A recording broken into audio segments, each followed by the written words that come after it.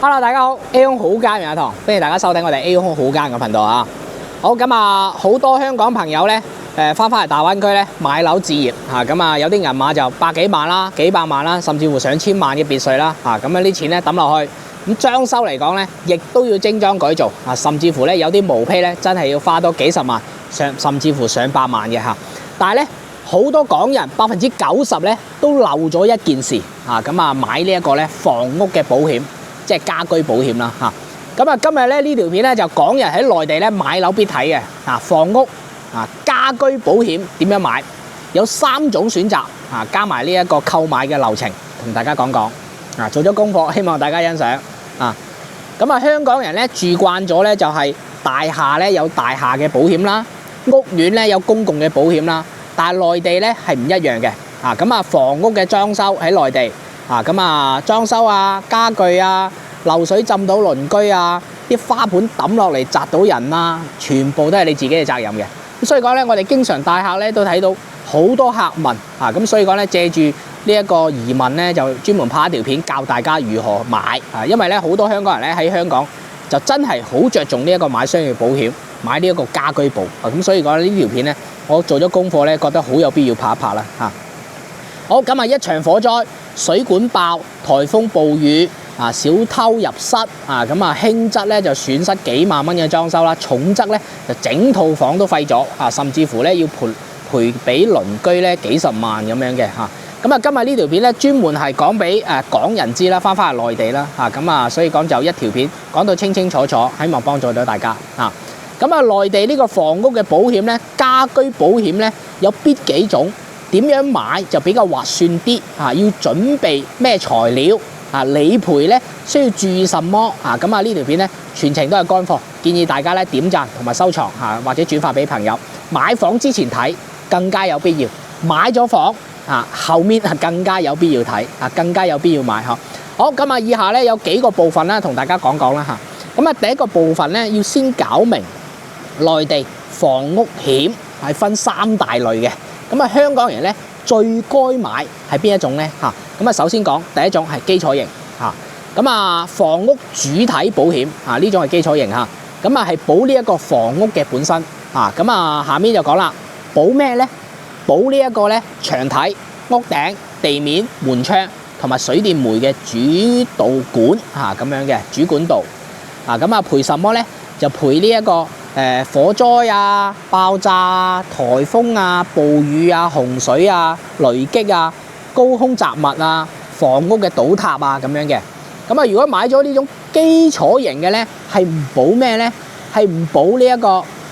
裝修、家具、家電、盜竊、漏水呢啲係一般唔包含嘅，係唔保嘅嚇。咁啊，適合邊個人買咧？呢種基礎型咧就適合毛坯房嘅嚇。就擔心呢一個房嘅結構嘅安全，貸款買樓咧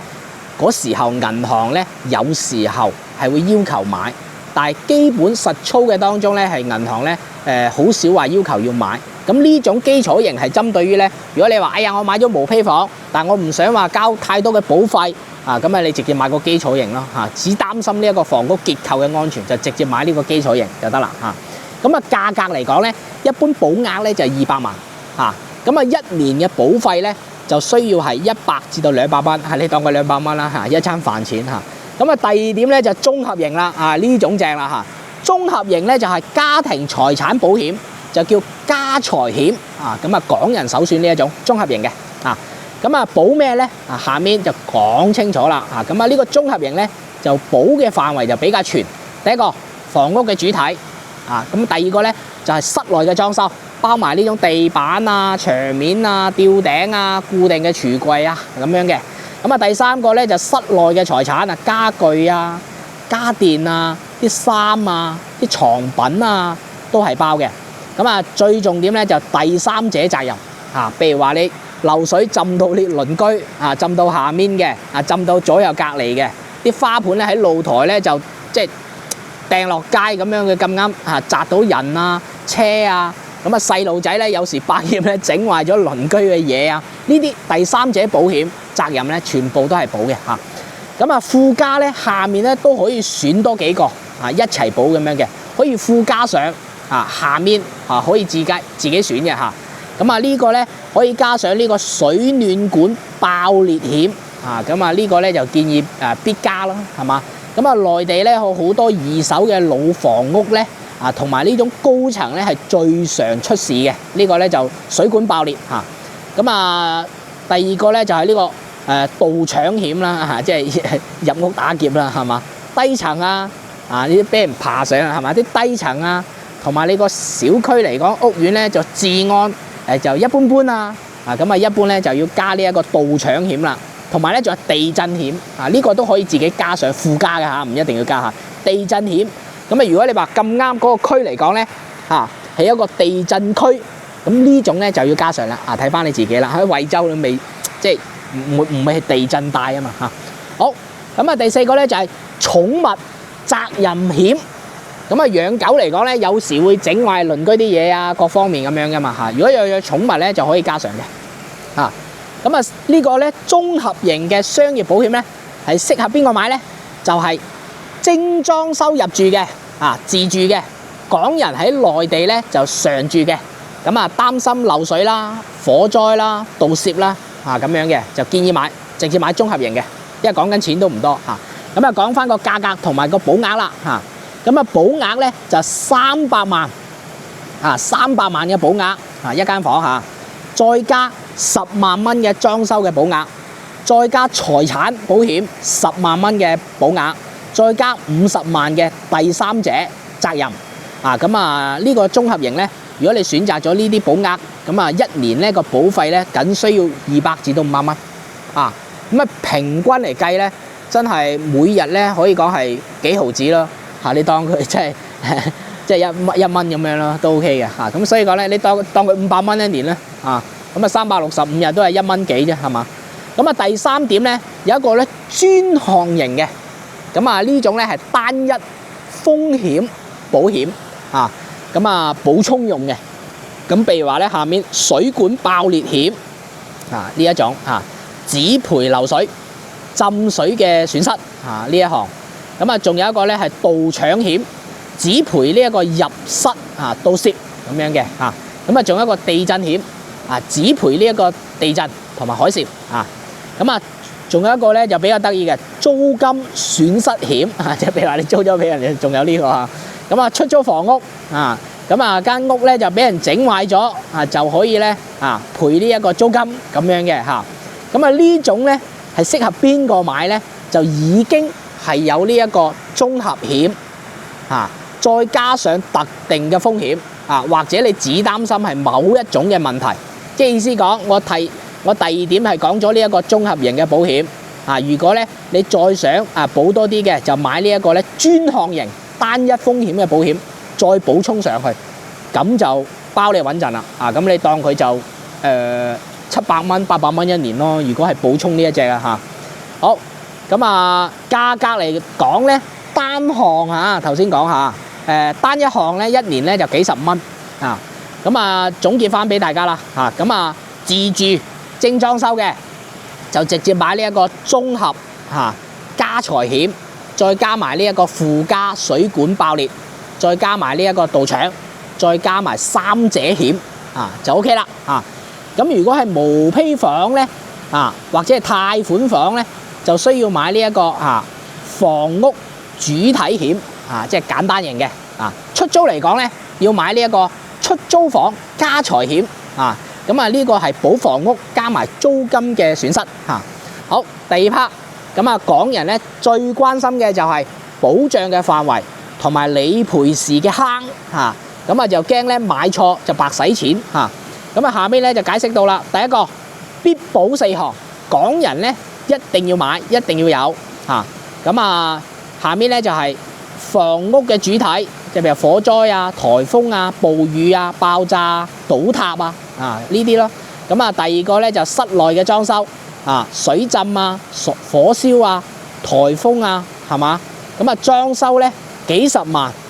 你裝修咗就全靠呢個保險啦，係嘛？安心啲啦。第三個咧就水管嘅爆裂啦，係嘛？內地咧係最常理賠呢一點嘅，因為水管經常會爆裂噶嘛，係嘛？咁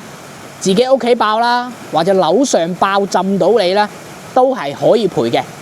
咁啊，仲會賠咧維修期間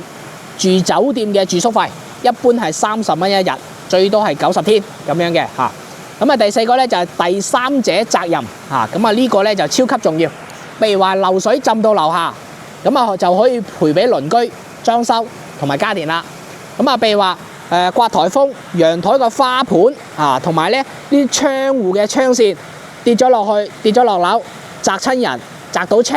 啊，咁啊呢啲都係好重要嘅。所以講第三者責任險咧係好重要嘅嚇。咁啊，譬如話你裝修嘅工人受傷啊，客人咧喺屋企咧跌倒啊，係咪？咁啊建議咧都係要保嘅啊，參保嘅。咁啊至少都要選擇50萬額度嘅呢一種嘅險種咁樣嚇。因為有時咧好多我哋啲業主經常睇樓或者買咗樓裝修嗰時問：哇！我真係好驚你哋嗰啲咧裝空調嗰啲蜘蛛人啊，直接掉落嚟唔使搭棚架。嗱，嗰啲同大家講，嗰啲係人哋公司買咗保險嘅。當然你自己再加埋呢種保險咧，就安心啲。你叫人裝呢啲嘢，裝呢啲嘢，或者跌親啊，啲朋友仔、啲客人翻喺你屋企跌親啊，都唔需要啦。咁啊，所以講就唔需要擔心。所以呢個險咧最好加上啦，係嘛？好，咁啊，第二個咧，常見唔保嘅範圍咧，咁啊，第一個咧就係戰爭啦，戰爭係唔保嘅。咁啊，呢個核輻射啦，政府拆遷啦，正常嚟講係唔保嘅。呢啲類型嚇。咁啊，第二個咧就故意損壞破壞啦，呢個係違建嘅建築啦，年久失修啦，呢種就人之常情嚟嘅。呢種類型嚇。仲有一個咧係現金金銀珠寶、古玩字畫一本咧，保個限額咧就係現金等於5000蚊。即係譬如話，哎呀，我咁啱，即係有個珠寶啊，有個真跡啊，值100幾200萬，但係咧限額都係5000蚊啊！同大家講明嚇，一般嘅限額都係5000蚊。寵物植物、汽車呢種係唔保嘅。咁啊，地震啦、海嘯咧，大部分嘅保險公司嘅產品係唔包含嘅，要單獨加，同大家講下，就適合嗰種海邊嘅嚇。好，地震咧就有地震帶嘅嚇。好，第三個講翻真實嘅案例啦嚇。咁啊，深圳嘅香港人樓上水管爆全屋裝修咧嘅係浸壞咗咁啊呢個家財險賠咁啊賠咗裝修8萬蚊，再加酒店住宿27日。咁啊，等於8.8萬。咁啊，仲有一個案例，即係惠州嘅港人颱風刮倒咗呢一個外牆，咁啊，砸壞咗呢一個鄰居嘅車。咁啊，呢個第三者險賠咧，就賠咗人哋修車5.6萬。咁啊，仲有一個例子咧，就廣州嘅港人小偷入室咁啊，偷咗電腦同埋金飾盜搶險賠，咁啊，賠咗電腦就1.2萬，加埋金飾限額5000蚊咁啊，一共賠咗17000咁所以講咧，有真實嘅例子大概可以俾大家一個參考。第三部分，港人點樣買？有3種渠道，加埋流程，加埋材料需要咩材料？咁啊，第一種咧就係解釋啦，有3種投保嘅渠道，港人都係可以用可以買嘅。咁啊，第一種咧線上啦，係最方便最平嘅。譬如話我哋日常用嘅支付寶。支付寶入面咧有一個螞蟻保咁啊，呢個就可以保啦。微信咧就係叫微保咁樣嘅就可以買到啦咁啊，最常見咧下面咧就係啲保險公司，平安啦、平安公司啦係嘛，人保啦、太平洋啦、眾安啦，咁啊呢啲公司呢個 APP 同埋啲官網直接入去就可以買噶啦嗱，咁啊講翻呢種線上嘅方式咧，全程咧都係手機填資料咁啊佢出翻咧都係對應嘅電子保單，係可以線上理賠嘅。咁啊第二個咧就係呢種傳統嘅線下去辦理啦咁啊線下嘅保險公司嘅網點咁啊好多啦，過咗深圳又有平安啦、人保啦、太保啦呢個國壽險啦，咁啊帶齊啲資料咁啊現場辦理。最適合嘅咧就係呢種驚線上操作嘅呢種嘅長者啦咁啊帶齊資料就直接係嘛線下買方便啦係嘛。好，咁啊買樓同埋貸款時候咧可以代辦嘅，譬如售樓處啊、銀行嘅貸款經理啊，係可以幫你代辦嘅。但係代辦你知啦，價格係貴少少啦，建議對比翻個價錢自己過去搞都 OK 嘅嚇。第二點，港人要投保嘅呢種材料咧，必備要什麼咧？身份證啦，就係回鄉證啦，係嘛？即係港澳通行證啦，同埋香港身份證。咁啊，房產嘅證明，即係房產證梗係要帶啦嚇。如果房產證未辦理出嚟咧，就購房合同啦，係嘛？不動產權證嚇。咁啊，房屋嘅信息咧就提供地址啊、面積啊、結構啊，係專運還是呢個光運啊、建造嘅年份啊，提供晒呢種嘢咧，全部就可以嘅啦嚇。咁啊，仲有咧裝修嘅情況都要嘅嚇，咁啊都要提供。咁啊，聯絡嘅方式咧最好係內地嘅手機號碼啦、內地嘅銀行卡啦嚇，去支付呢一個保費啦嚇。好，咁啊第三個投保嘅流程啊，咁啊講啦，以下選產品，咁啊選呢一個咧。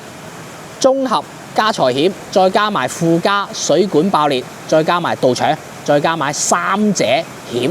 咁樣嘅。第二個填信息咁啊線上好簡單嘅嚇，揀完咗呢種咧就填信息啦，房屋嘅地址啊、面積啊、投保人嘅信息寫翻自己名、香港證件啊。咁啊第三個咧就定保額咁啊房屋按照翻你個房嘅總價重建價。譬如話300萬，你值300萬，咁你直接填300萬啦，係嘛？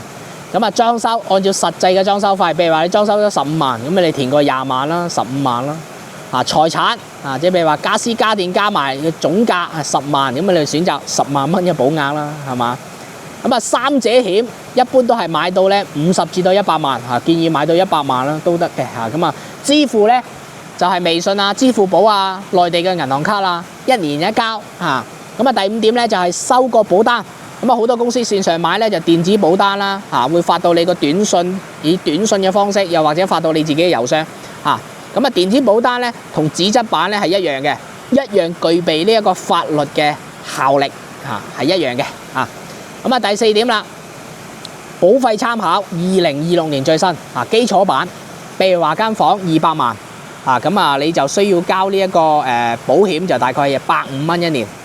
咁如果標準版咧譬如話300萬嘅保額，保呢間屋裝修咧就保10萬蚊嘅額度，財產係保10萬蚊，第三者係保50萬額度，水管爆同埋呢一種嘅盜搶，咁啊等於如果買齊呢一種嘅險種咧，就係300至到450蚊一年，平均每日就1蚊好，咁啊第4點理賠嘅流程，再加埋港人要注意什麼事項咧？第一個出險後要4步要做嘅咁啊，而且唔好做錯。第一個保護現場同埋報案，先影相拍視頻，全景加埋細節，加埋損失嘅物品咁啊24小時內咧咁啊保險公司嘅 APP同埋電話報案都係 OK 嘅。咁啊例如平安公司就95511，人保咧就95518咁樣嘅，自己打電話。但係最主要保留要keep 住呢種嘅證據，影相影視頻咁啊第二個咧就提交資料咁啊提交資料咧就係你張保單啦，係咪？身份證啦、房產證啦，同埋咧第二個咧就損失嘅呢種嘅清單你要列出嚟。咁啊照片啊、視頻啊，同埋你維修嘅報價單都係要嘅。咁啊第三者損失對方咧維修嘅呢個發票譬如話警方同埋物業嘅呢一種嘅證明即係譬如話對方嘅問題咧就對方提供俾你咁啊第三咧就係定損賠付。咁小額嚟講咧，一般都係線上去審核嘅。咁啊1至3日咧就到賬。大額咧有個定損員會上門，7至15天賠付咁啊第4咧就維修啦，同埋重建啦咁啊賠款咧就會直接打入呢一個內地嘅銀行卡好，第二個港人理賠被坑咁啊一定要用內地嘅手機號碼去投保啦，方便報案同埋收驗證碼咁啊地址咧必須要填準確啦，咩省咩市咩區咩路咁啊小區嘅地址必須你間房屋要填得清清楚楚。咁啊定額投保房裝修係嘛，財產保額就唔好太低否則咧就會按照個比例去賠付咁啊保留所有嘅票據啦咁啊裝修合同購物嘅發票維修單等等全部都要保留嘅咁啊第5點總結翻咁啊俾翻香港人個建議啦最後咧給香港人3句比較實用嘅說話內地買樓呢個家財險係必需品，唔係可選。香港大廈有公共保，內地嘅房屋全靠自己，1年3萬蚊就可以保你幾百萬嘅資產，性價比咧係非常之高嚇。第二點，港人直接選呢一個綜合家財險，再加埋3個附加。咁必選嘅咧，附加嘅咧必選有水暖管爆裂、盜搶險、第三者責任險咁樣嘅。咁第三個咧投保咧非常之簡單手機5分鐘搞掂。咁用港澳通行證即係回鄉證同埋居住證其中之一，線上買線上賠，唔需要話太複雜嘅手續。一句説話，喺內地有房屋，一份家財險，住得安心瞓得踏實如果你喺內地咧已經係開啟咗你個退休生活，而且買咗1000尺家，咁你個家財險咧要記得要買啦。希望呢啲資訊幫到大家。咁評論區咧大家可以交流下，分享下，又或者分享我喺微信買好方便喎，買咗喎，大家分享下。我喺支付寶已經買咗喎，又可以分享下。記得咧大家點讚啦，因為咁天時嘅天即係成身濕晒。希望大家咧點讚啦、留言啦，多啲分享下俾大家。希望呢個香港人分享嘅嘢可以幫咗另外一個啦，世界美好啦。下一集更加精彩，下期再見，拜拜。